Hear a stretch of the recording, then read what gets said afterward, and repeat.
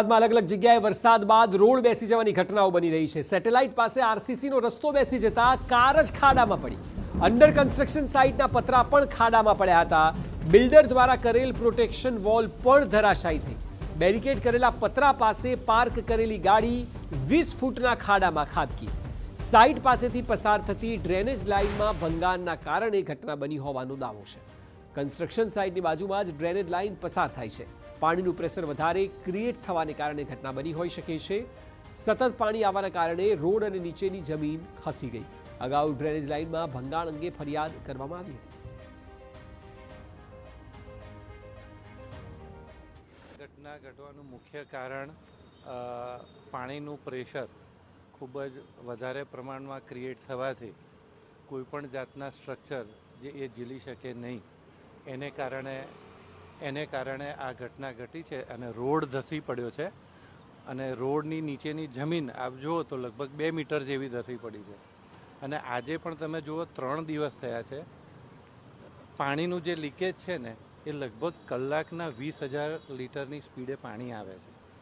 આટલું પ્રેશર કોઈ પણ સ્ટ્રક્ચર બરોબર છે તે ઝીલી। તો વરસાદ બાદ અમદાવાદમાં અનેક પ્રકારની ઘટનાઓ વરસાદના કારણે સામે આવી રહી છે અને એ જ પ્રકારની વધુ એક ઘટના સેટેલાઇટના સ્ટાર બજારની પાછળ આવેલ એક કન્સ્ટ્રક્શન સાઇટની આપ જોઈ રહ્યા છો કે કેટલી ભયાનક આ ઘટના છે કે કન્સ્ટ્રક્શન સાઇટ ચાલી રહી હતી, એની પ્રોટેક્શન વોલ પણ બનાવવામાં આવી હતી, પરંતુ બાજુમાંથી જ જે ટીપી રોડ પસાર થઈ રહ્યો હતો અને એ ટીપી રોડ પાસે જ જે આપ જોઈ રહ્યા છો કે કેવી રીતના પાણી પડી રહ્યું છે, એ ડ્રેનેજનું પાણી છે અને એ ડ્રેનેજ લાઇનમાં પોલાણ હતું અને એ ઘણા સમયથી ફરિયાદ કરવા છતાં પણ એનું રિપેરિંગ કામ થયું ન હતું અને એના જ કારણે એ પ્રોટેક્શન વોલને સીધું જ ટચ થતું હતું અને ગતકાલ રાત્રે વરસાદ પડ્યો અને એ વરસાદ બાદ બધું જ ભારણ એ વોલ પર આવ્યું હતું અને એના જ કારણે અચાનક આ વોલ જે છે એ ધરાશાયી થઈ હતી અને એના જ કારણે ઉપર એક કાર પાર્ક કરેલી હતી અને એ પાર્ક પણ લગભગ આ 20 ફૂટ ઊંડું જે નીચે કન્સ્ટ્રક્શન કામ ચાલી રહ્યું હતું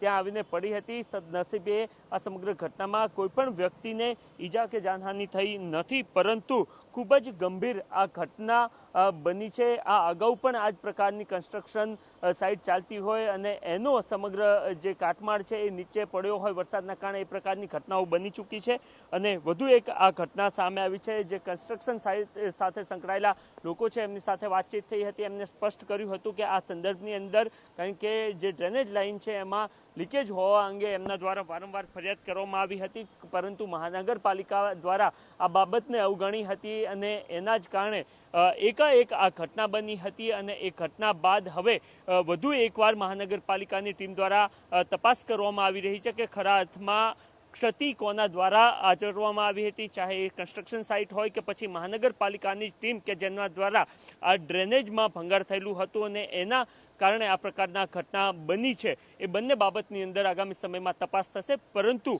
આ એક ખૂબ જ ગંભીર ઘટના સામે આવેલી જોવા મળી રહી છે। કેમેરામેન નટવર પરમાર સાથે નરેન્દ્ર રાઠોડ, TV9